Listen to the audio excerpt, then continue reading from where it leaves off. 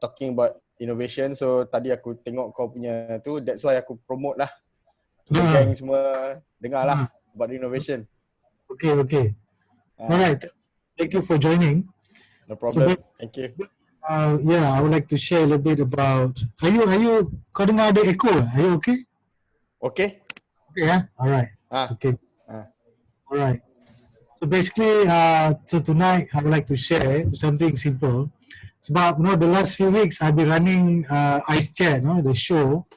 I've been running my literacy page.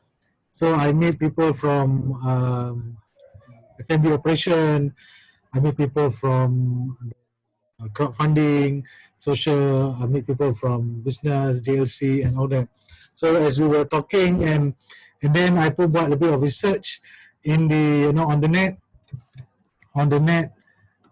Then I realized that there are a few angles of looking at things situation. Yeah? There are things. There are one area is where people feel that there's very difficult things going on right now. On the other hand, there are certain businesses are going up. So I think because of this, I think it's good to put things in certain perspective. Put things in perspective. Where now we are coming to the 8th week of we call MCO. This is the 8th week of MCO. Hello, Mesh. Good to see you. Hi. Yes. Good to have you guys. So we are coming to the 8th week of MCO. And I think things start to settle down. Things start to make a little bit of sense. And then we realize that, there are certain things that we can do. There are certain things maybe we should forget. There are certain things I think we can start doing. We have to pivot ourselves in that way, right? In fact, I'm going to do a little bit of one topic maybe a few days after this. It's called a pivot plan. What is our pivot plan? Because not just at the business level, but also at the personal level as well. Yeah. So I'd like to share a little bit what I discovered the last few weeks, which I share in my Ice Chat, what I call Cairo Roundup. Cairo Roundup. Basically, in Cairo Roundup, is my simple research looking at the few reports available online from McKinsey, from Forbes, Economists, a few others. And I begin to realize that I have this feeling saying that, does the future hold water or not? That's my thinking. Does the future hold water? Is there any? Does the future is with us or not? Should we just continue what we are doing, or should we look at another way of doing things? Right? Because this is very important. Because we don't want to be in the situation where we get stuck in the old business model and we cannot move on to the new one, right? So in this Cairo Roundup, what I did was this one came from McKinsey about 3 weeks ago. These are the preliminary view of the hardest hit sector in because of COVID, right? I think this is available online. You could see one is of course the airspace, the commercial airspace. Definitely no flying, no one is doing anything. In fact, there's a continuous report on this where the airline, I think AirAsia is having the same problem. The customer have paid and now they want their money back, dollars, not just in AirAsia, they are all the world like that, right? And of course, air travel, and then of course oil and gas. You could see, the oil price is really, really low. And also automotive sector, yeah. And then another one is insurance and the banking sector as well. The 500 seat sector in the first month of COVID. This is the from late January up to February, 30 days after the first so-called lockdown in China, and then going after this. And the best part is the second slide, if you notice. Just do this. The second slide.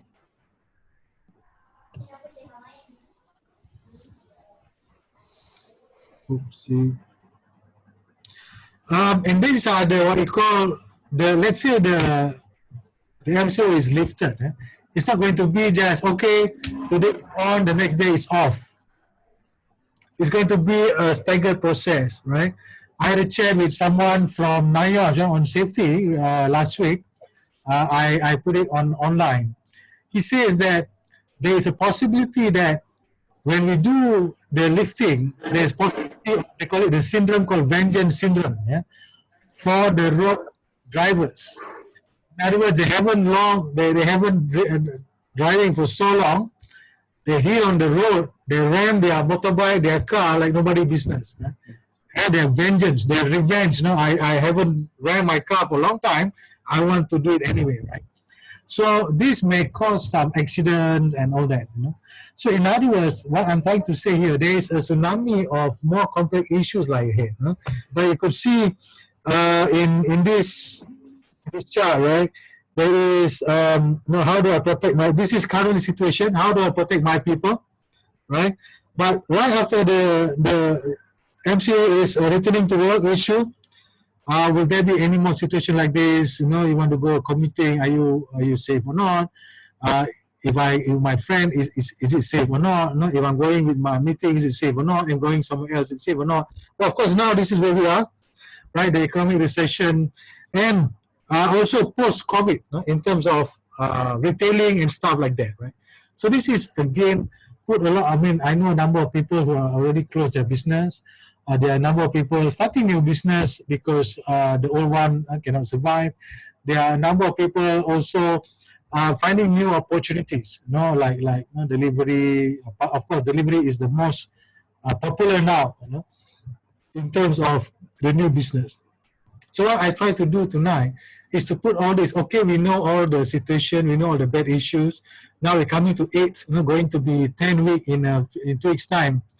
What can we do about it? What can we put some perspective in our mind and gain some, again, sanity, rise up to the occasion and see how else can we do better in either in our business or personal, right? So for that reason, I just like to share this, something that I've compiled. Yes, let me just put this a while.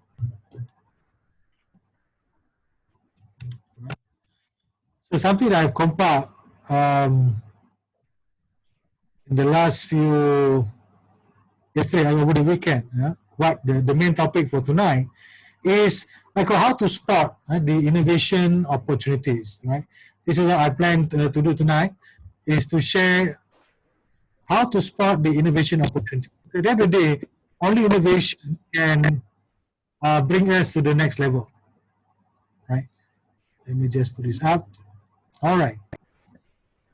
Now, how to do this at our level and how to spot the opportunity from outside in, because from inside out we're all cluttered.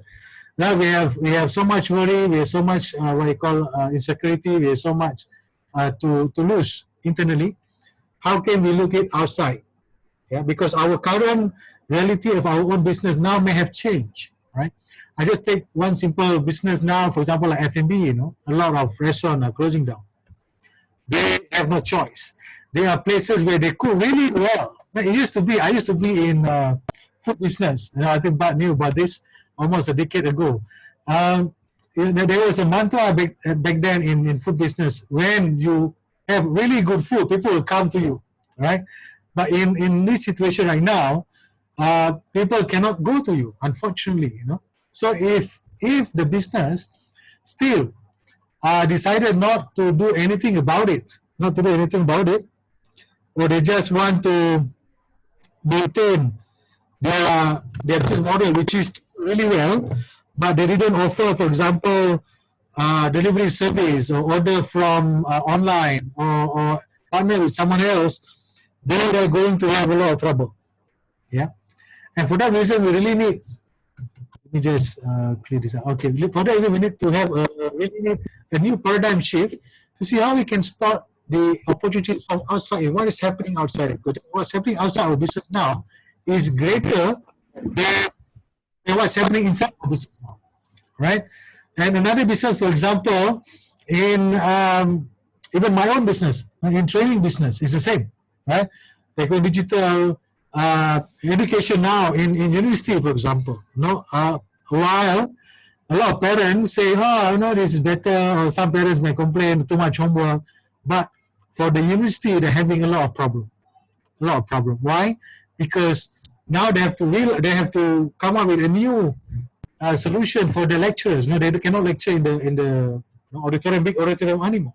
They have to do it online, and not all senior professors have a webcam. Don't talk about online learning. They don't even have a webcam. They struggle to buy a webcam from Lazada, and it takes 3 weeks to arrive. So how to spot that? So this is where I would like to share a little bit with all of you. Not trying to be smart, I rather want to share what I think that we could all learn together, so that we all could benefit from it. All right. So I get this definition of innovation. Yeah. The start is innovation from Clayton Christensen. I like this definition the most. What is innovation? It is a change in the process of by which an organization transforms labor, capital, materials, and information into products and services of greater value. Yeah. So in other words, today, from this definition from Clayton, this is in 2019. He just passed away a few months back. Clayton. He just passed away a few months back. I bought this book in 2019. I love this book very much. It really gives me a new reality of innovation. And this is how he defined innovation. A process to transform labor, capital, materials, information into product or services to greater value. Did he say anything about technology or not? None. Zero. No technology. Technology is infrastructure. It's given. It's given. You cannot just bank on technology anymore. It is a given. It's like a road today. People is no question asked. There should be a road somewhere, right? So with this definition of innovation from Clayton, I would like to also bring in the new reality of innovation today is no longer about technology. It's about enablement of all these 4 areas: your labor, your money, capital, materials, and information into something new. So in the COVID situation, many of these are being disrupted. Yeah, the information level, we have new information. People cannot go out. The MCO, PKPD, restriction here, and there is a new information. What can you do about it? Right? Labor capital, right? Your staff. And this is also, there's a lot of debate in terms of, should we keep the staff or should I do the business? Which one? So that's a real challenge. And then also about materials. In some places, materials I cannot get. The supply chain is just shut down. So how can you do what you have with what you can do, what you have? Right?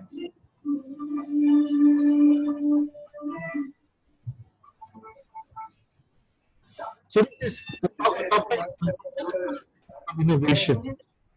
So for that sake, then only a tiny fraction of managers, right?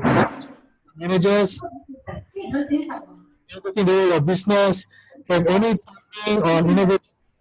Many are not trained in this area, but that's okay.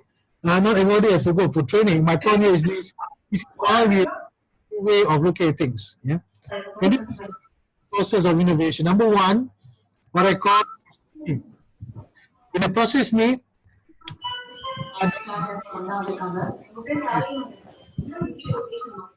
is change in market industry structure. Hey, 9:15 class இருக்குனே. Can you hear me? 9:15 class இருக்குனே.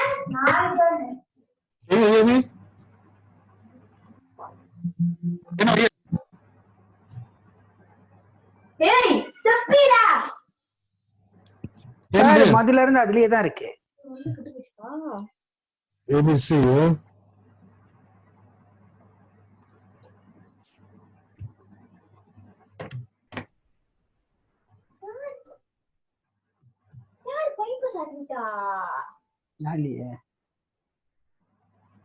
But are you the host? Who's the host? Khairul is the host. Khairul, I think you need to mute all our mics so that we can hear you clearly, because right now you're breaking up. Yeah, okay. Thanks, nice. Hold on. Let me just move. Yeah, I think it's not mute. Hold on. Right. Okay. All right. Good. Okay. Good. All right. Okay. So let me just go back to here.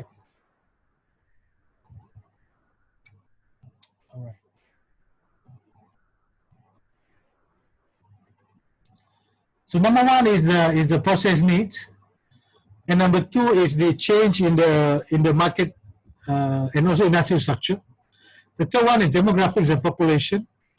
The fourth one is changes in market perception, and number five is new knowledge and sciences. Right? Let me just go through this one by one. Yeah.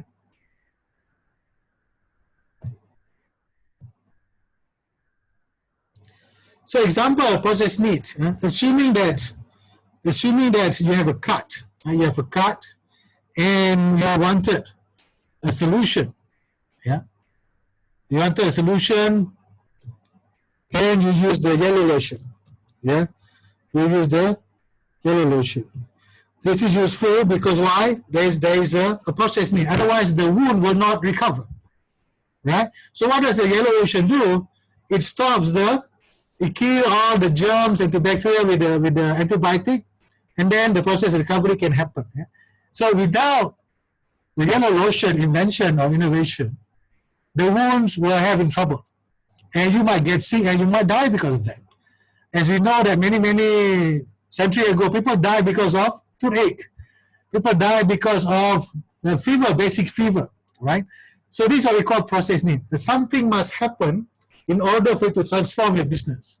Take, for example, the food restaurant I mentioned earlier on. Really good food, but people cannot go out. What's the process need? I need delivery service. Without a delivery service, I cannot sell my food. I have to invent something. I have to make it happen. I have to bring the service to my food business. Only then I can deliver something. Yeah. Second example I put here, the next one, is the bank. The bank, for example, used to work as a branch, in the branch, but now no more branch. Yeah, as you can see, bank kata bank on branch, kata bank on branches. Yeah, no more on branch. They go to online banking. Yeah, but the thing now is not just online banking. So we call fintech. I think many of you heard about it. Fintech, right? So the thing is, even now this is not enough, because why? Banking still very difficult to do. They have to, like for example, they wanted to give the bantuan sara hidup recently.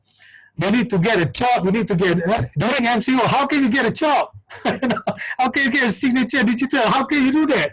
Without that, you cannot apply. Come on, let's get real. Right? So this is where again, I try to put in perspective a process need.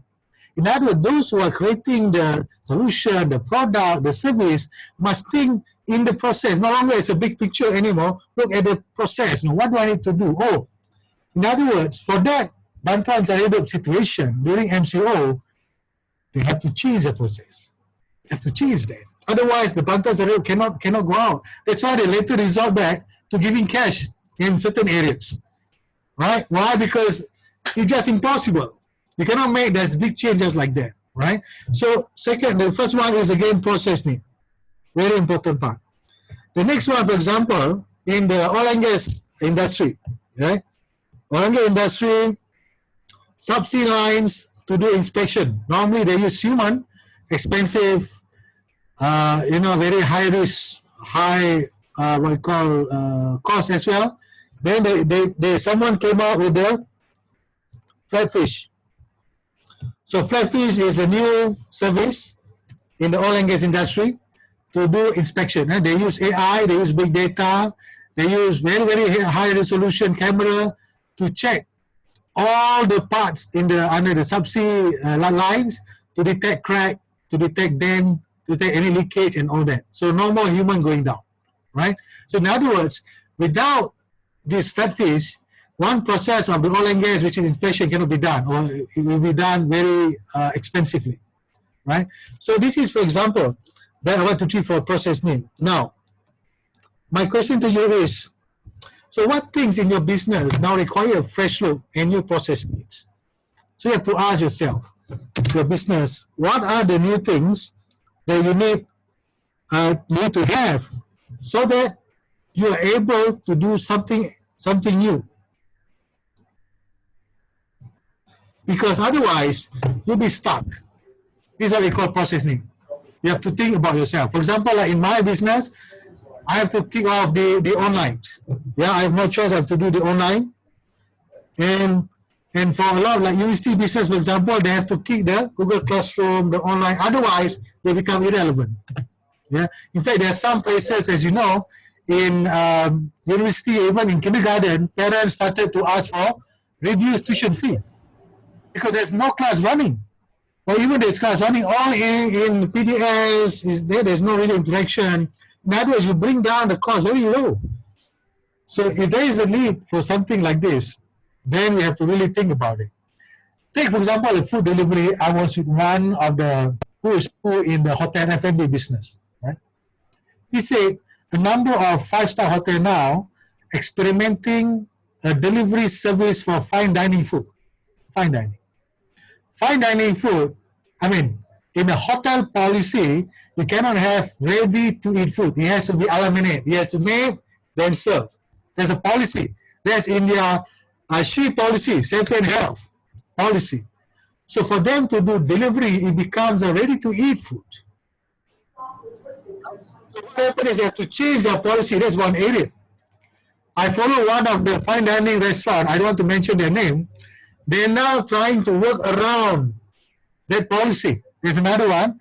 They prepare the cook into like a paste or velouté or something that the customer, they go back, they have to reheat and do something, throw something, so it doesn't fall into ready-to-eat food.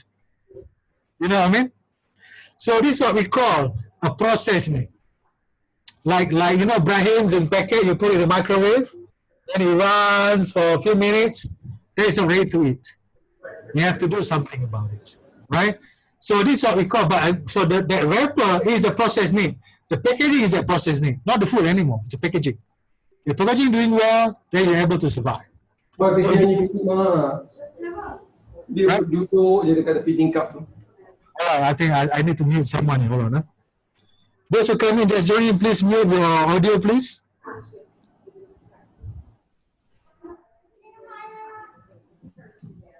All right. Let me just mute someone. Hold on.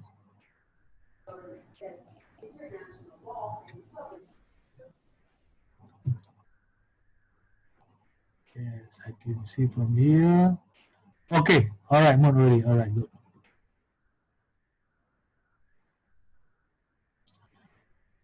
Okay. So this is the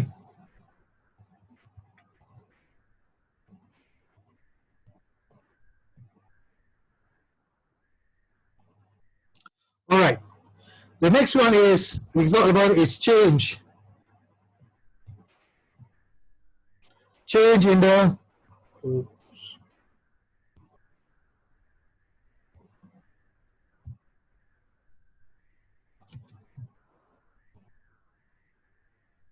change in marketing and in what I call our structure. Yeah.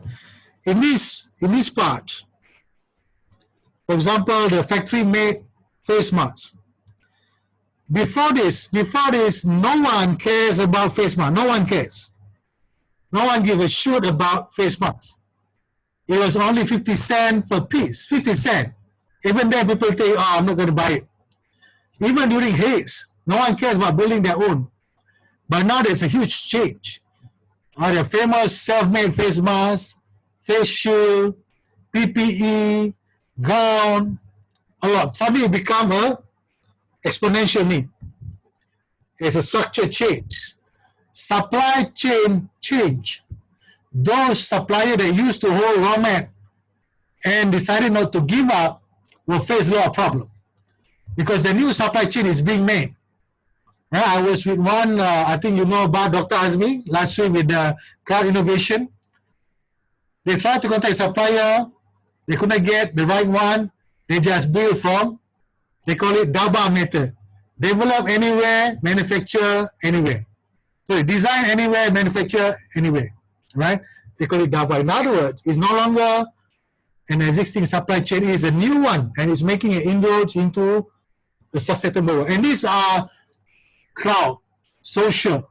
There is no really organization, just flat organization based on funding, money, and all that. It's just going on like that. So there's a change in marketing structure. So face masks. The next one, in 1930s, we have economic depression. And because of that situation, Milo was born. We call it tonic food, right?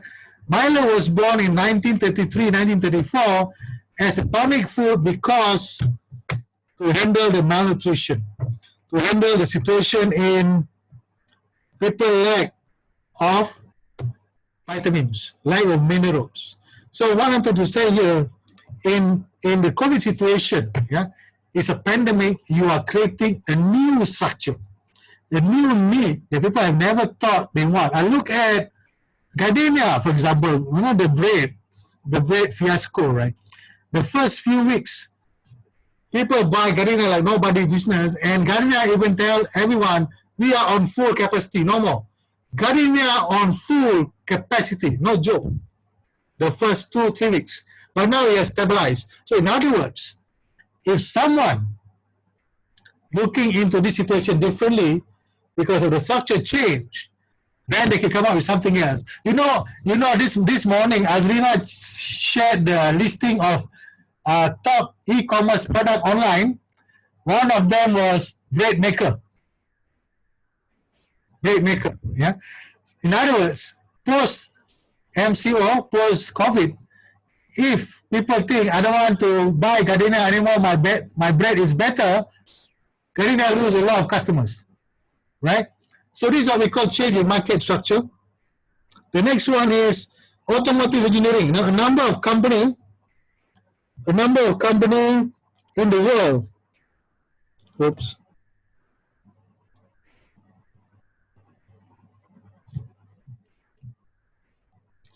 a number of companies in the world is trying out automotive sector to build ventilators.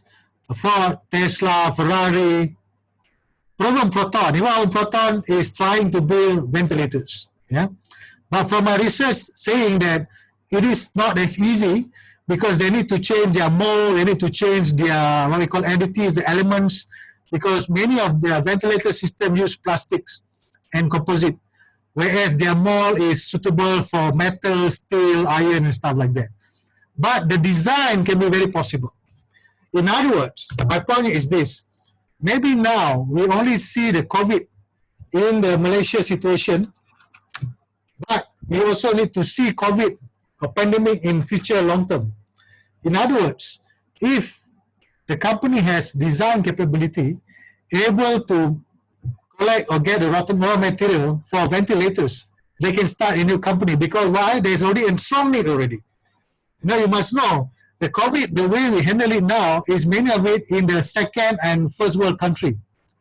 If they've yet to see in third world country like in Africa, they are so worried. The poor country, not like in Bangladesh, in whereas Myanmar, and even in North Korea, South Korea, they are not sure what is happening there, right? Even the country as good as Singapore is facing a challenge recently because of the test kit and all that, right? So again, this is again a change in market need and structure. In other words, the automotive sector, as I mentioned earlier on, is on the nosedive. So there's a change. What is on the climbing up? Ventilators, for example. Yeah, it's a high-tech system, and there are a number even like Boston Robotics. 2 days ago, I posted on my Facebook. Boston Robotics developed.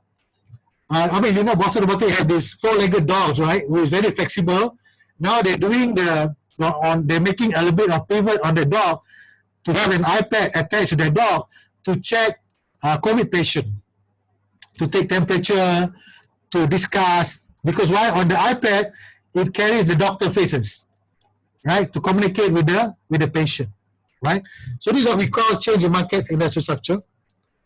So what we need to do is we need to ask ourselves, what are the new needs or change in your current business or adjacent to it? Not just in your current business, but the business next to you. Give you an example. Have you heard about Easy Parcel? Easy Parcel is a delivery company, right? It's a logistic delivery company. Started as only an online platform, sending couriers for Post Laju, for courier nationwide, GDEX, DHL. They hire riders. They call a third-party logistic, 3PL partner. So, but after a while, the business get more and more competitive. Easy Parcel started to look at the adjacent business, which is transportation, having their own fleet, right? So they started to acquire their own fleet called Pigeon, right? So Pigeon is much more efficient. Yeah, they call it Pigeon. Let me just write down for you. Pigeon, yeah. So Pigeon is very efficient, easy parcel.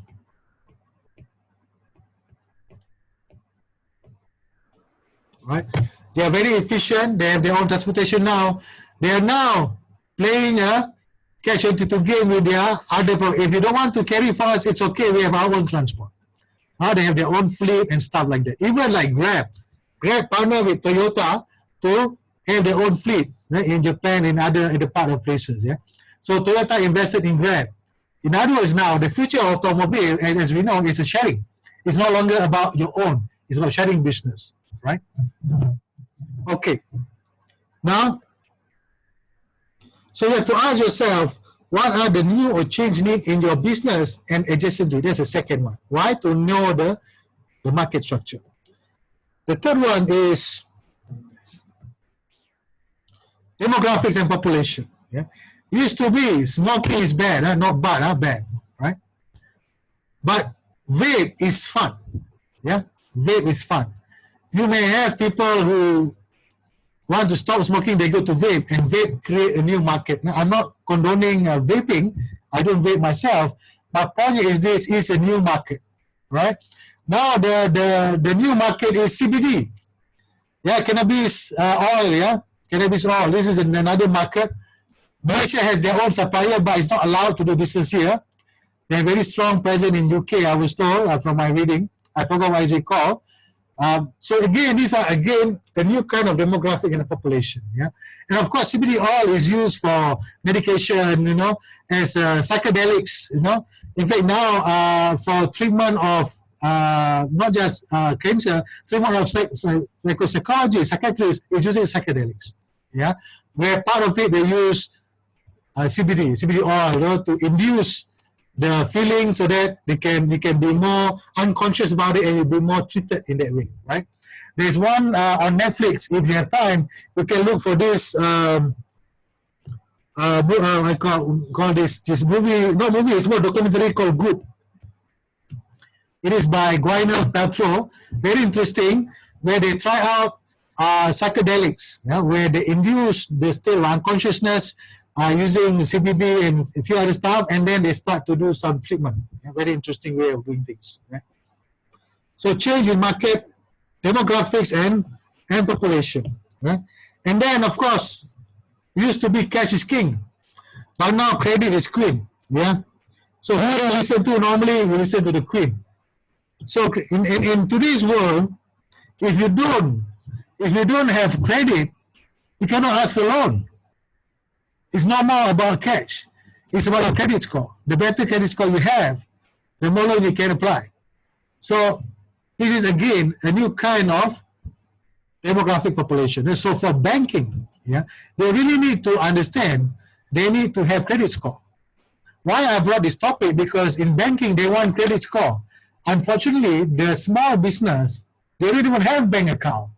So therefore, they don't have credit score, right? That's why the rise of crowdfunding, peer-to-peer financing, yeah, and all these are new areas where they do their own credit scoring based on technology algorithm, based on number of previous sales and whatnot, establish credit score and give loan appropriately.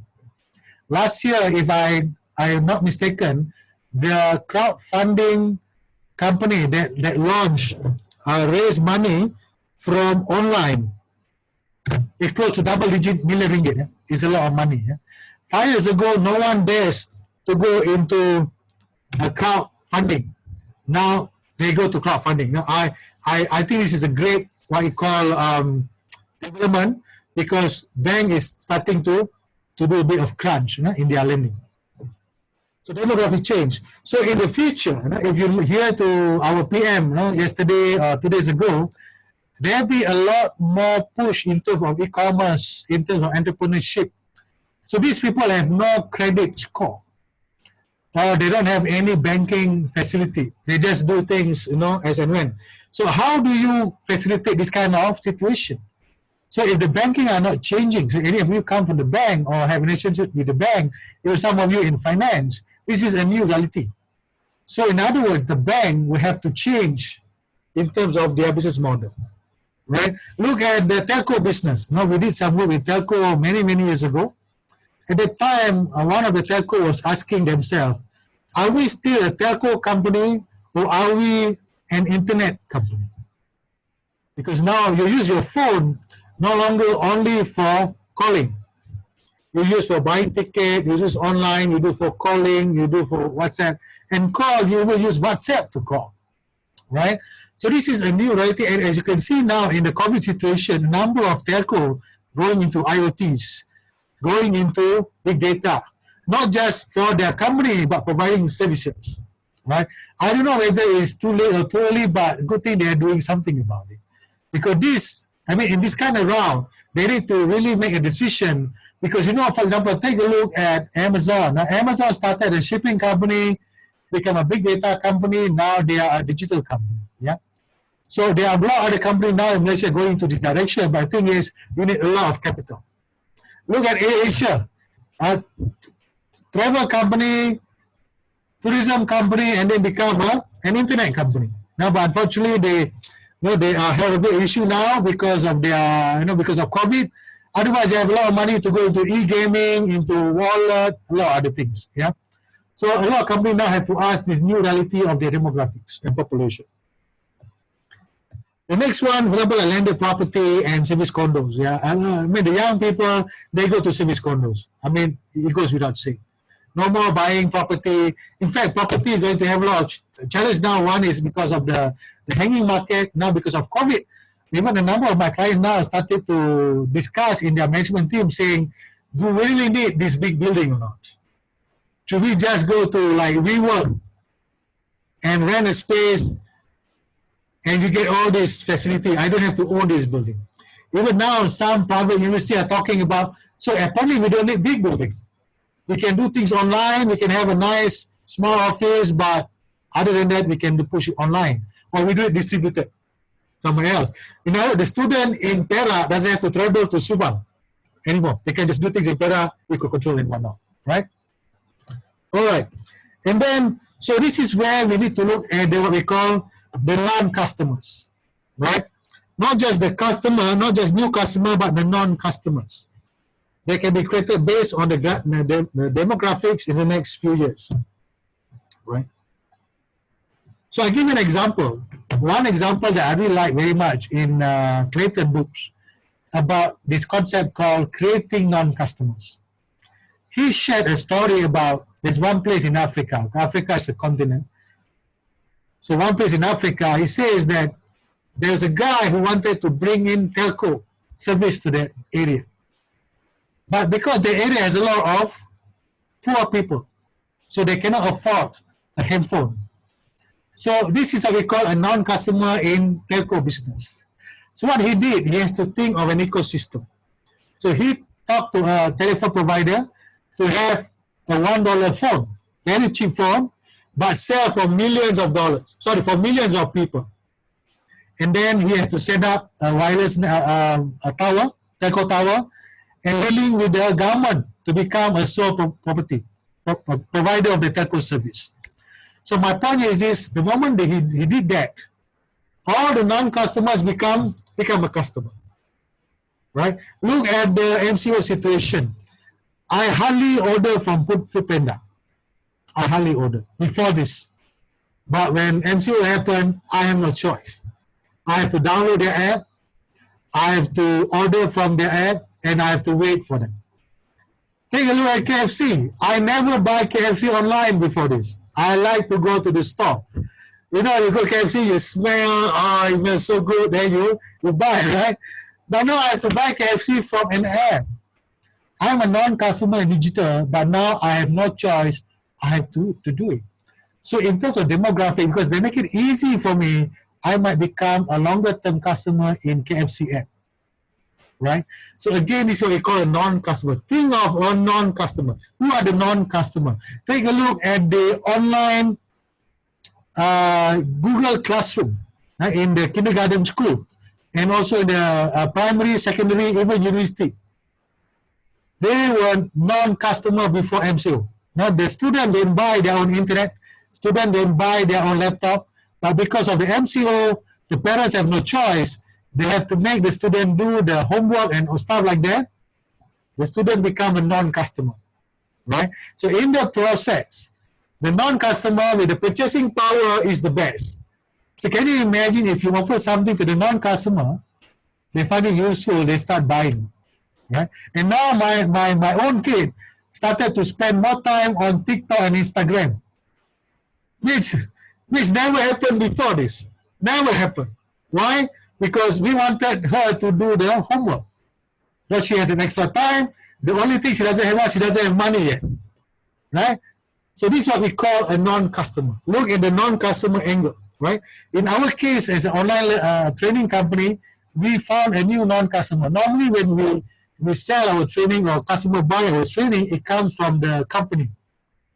But now, the direct participant themselves consuming our online content, just like you guys. So it's very self-directed learners. They join in, they spend their time, and they are willing. And these are the new non-customers in our area, right? So look back at the non-customer. And the final one I want to share is change in market perception, right? Change in market perception. It used to be we exercise individually, and now we need a personal trainer. Yeah. So personal trainer, not just in terms of training, they even give you a package, right? 30 ringgit, 40 ringgit, give you on nutrition, advice, give you advice on your diet, on exercise. And these people are making maybe not much per person, maybe 250, 300 ringgit, but they have about 20 to 30 customers every month, right? This is a new market, change in market perception. In other words, it is okay to exercise together. You know? It is okay to exercise. It's okay if you have a body weight issues, but you exercise together among you guys. It's okay, no problem. I don't mind. You know, it is okay to have someone to tell you know what, Pachi, this is how you do your dumbbell. How difficult it is, but you need a personal trainer. So this is what we call change in market perception, right? I once read a book by the founder of Nike. I forgot his name, something Nike. But he said an interesting thing. Yeah, he said in the 1950s, jogging only for athletes. In 1950s, jogging only for athletes. In other words, if you are not athletes, you don't jog. You just lepak at the house and do nothing. But today, jogging, cycling, exercising is a lifestyle. Change of perception. You know, I still remember I used to work in Taman Tun. There was a bicycle shop there, almost dying. But now they become the best bicycle shop around Selangor. It's a go-to place for the latest bicycle thing in Taman Tun and in Selangor itself. I forgot what it's called, but now it's so big now, right? A market perception change, right? This is an important part. And then learning in school, I mentioned earlier on, going to online. In other words, the school may find themselves someday become irrelevant. The university is another one, irrelevant. Yeah, I can very sure the private university are already have this in their top three of the item, but public is a bit tough because it involves public, government servant and all that.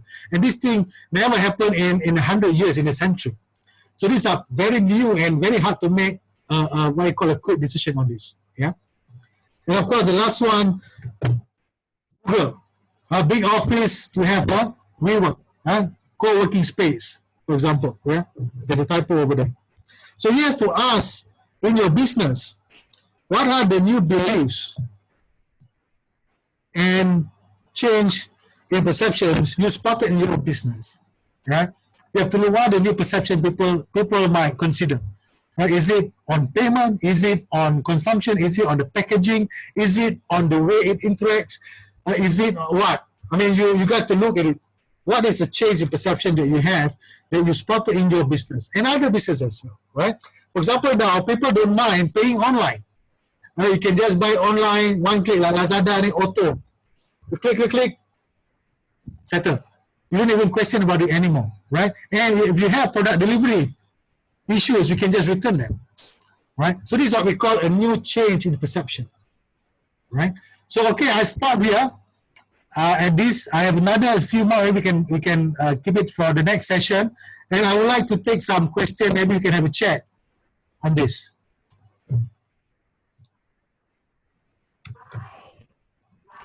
Carol, I've got a question.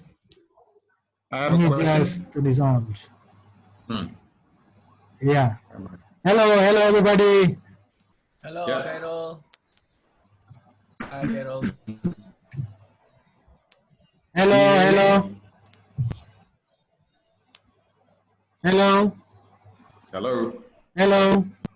Carol, can you hear me? Yes. Okay. Hi, Mesh. Yes. Can you hear? Can hear you. Okay, I've got a question. Yes. Okay, so my question is like this. Brilliant. Thank you so much for the session, and it's spot on in so many ways. I also tak beli dari Lazada sampai COVID datang. Okay, and then both my daughters are in schooling from home now. Yes. One's in school and the other one is doing A levels. They are all exams semua kat rumah. So what you are saying is right.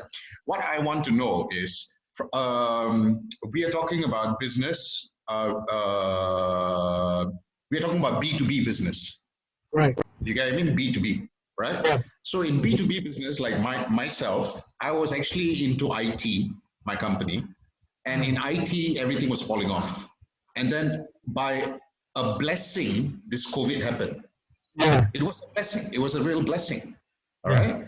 And then that has made me switch into just general trading. Buy and sell. Buy and sell. So what are the things that we should be looking for if we are in this line? One is buy and sell. That's what we're doing. Another thing that we're doing is we are building and selling. Yeah, again, the second one. What was it again? Two different versions that we're doing in our current business. I think Badrul also knows that number one, we are buying from party A and selling to party B, especially things are like PPE, personal protection equipment, that sort of stuff. And number two is we are building, as in physically building machines and selling. So how would what would that perspective be in this sort of a business? All right. You know what, Mesh? We talked earlier on about the new need, right? The new need. So if you're the first one, trading is all about suppliers. Yeah? So if you have the best supplier at the price that you can get, and you can control the supply chain, I mean, you have a winner. And not much OPEX or CAPEX you have to put in. No, you just based on need issue, you get a supply and you sell, right? So the need must be ongoing. You must find enough customer to have a good base, and you must find enough suppliers so that you can, have a better choice, right? That's number one. So you have to have that. Just like in my own business, training company. Some become traders. They find a lot of trainers, they find a lot of customers, then they match them. That's all, right? But the thing is, the second one, sometimes the need early on is very general. As it progresses, it becomes a bit more niche, a bit more specific. That's why when you start building, right? So when you start building, then you have to find your niche, certain areas that you're really good at, right? You cannot top out everything. You must find a niche, and that niche must be you must be able to adjust it. And this is where you need to invest some capital. I agree that the IT now is a blessing. Yes. At the same time, for IT suppliers, it's good for them to make money now, right? Because when the price is going up. But the thing is, the fast-paced change in IT is very fast as well, right? Because of COVID, adoption is very, very high. But post-COVID, you got to watch out there. You want to see if you are building something, you want to really know where you put your money is in what you are building, right? It has to be something that your current customer need, So you don't have to find a new customer. So difficult with the same customer is buying from what you are building. That's what my thought is. Thanks, Max, for the question. Anyone else? Imran. Where are you from, Imran?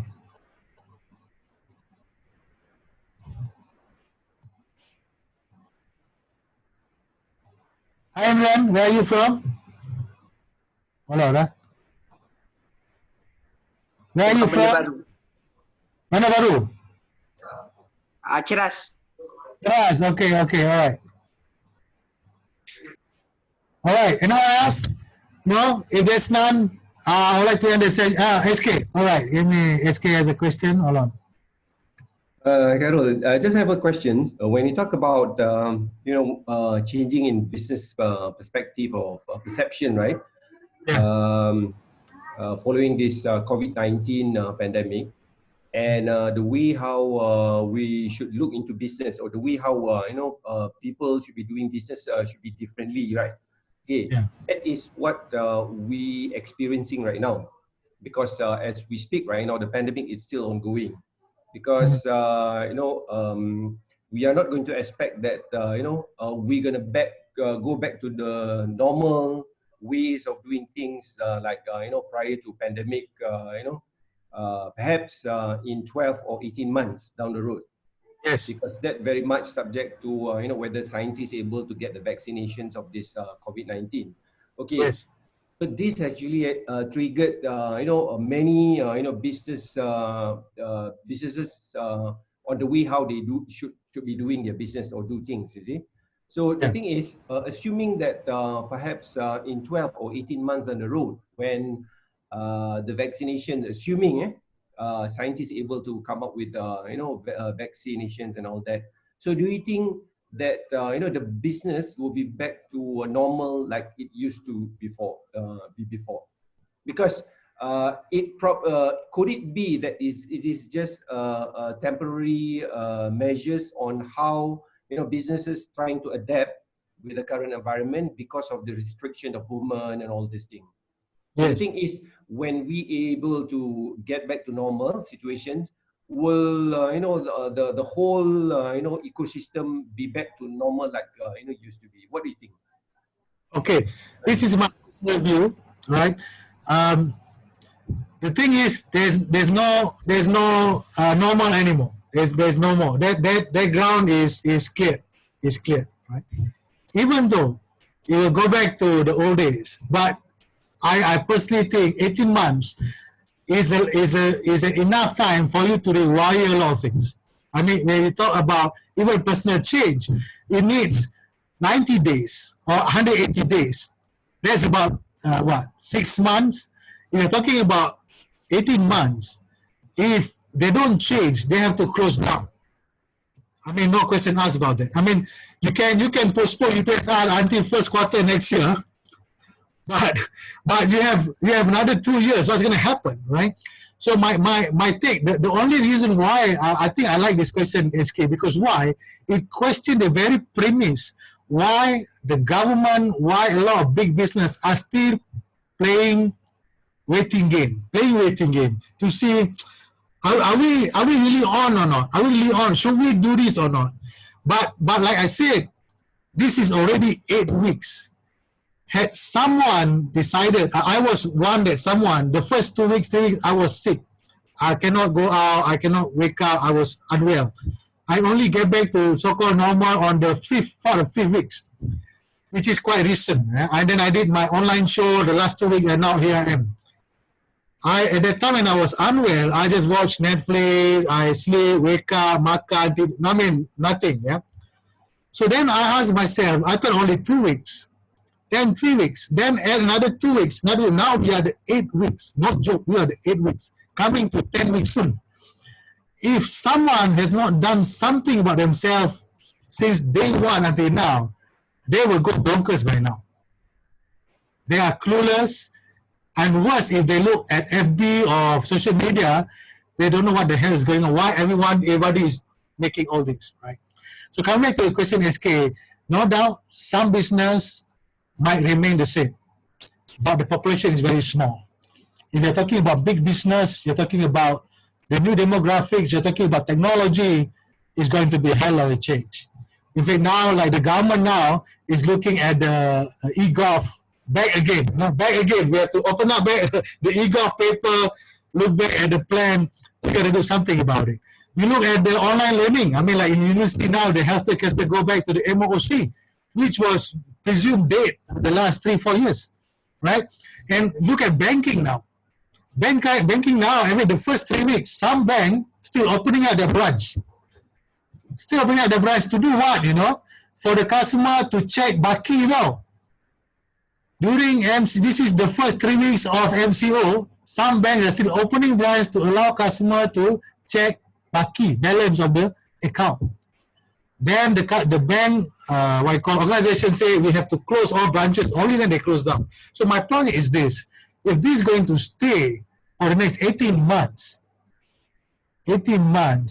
and we are to be homebounded, many are working from home, you got to pay tenant, you got to pay moratorium, and only people are worried about in September now, you know, moratorium end in September. What's next? Now it's already April going to May. We have another 4 months to go, right? So my point is, coming to SK, even the old normal is gone. My suggestion is they have to pick up a new behavior. They have to pick up a new technology. They have to pick up they have to learn new things. They have to change. And this is a good time. Why? Because there's certain business, for example, if they need to pivot, this is the best time to pivot. This is the best time to pivot. If you need to kill your startup, this is the best time to kill it. If you cannot find any other means of getting government funding, customer, forget about it, kill it now, start something else. This is the best time. Because why? This is where everybody start almost at the same starting line. Everybody. Not just you, not just me, around the world. Almost everybody at the same starting line, and then you start going back, building back up the traction. That's my point, SK. I know. What do you think? I'd like to hear from you as well. Anyone else want to chip in? So I can agree with that notion, Carol, because just recently I heard the video from Graham Codrington, the author of Futurist or strategy consultant, telling about because he still wondered that there are still a lot of people in a total oblivion about the need for change in the way how we do business or doing things lah. Okay. Yeah. Now when we're talking about a period of at least 12 months or 18 months, and if things gonna change, and if you're gonna revert back to the old days, so it's already a change already, meaning the way how we're gonna do things is gonna be different already, because this will change the whole ecosystem and the whole landscape. Later on, if we go revert back to a new norms like back then, before, right? Yeah, yes, agree. Okay. Thank you. Please welcome. Anyone else want to chip in? No? All right, with that, thank you so much, everybody. So good night, stay safe, keep in touch, like our page to get more updates. All right, good night, bye-bye. Thank you.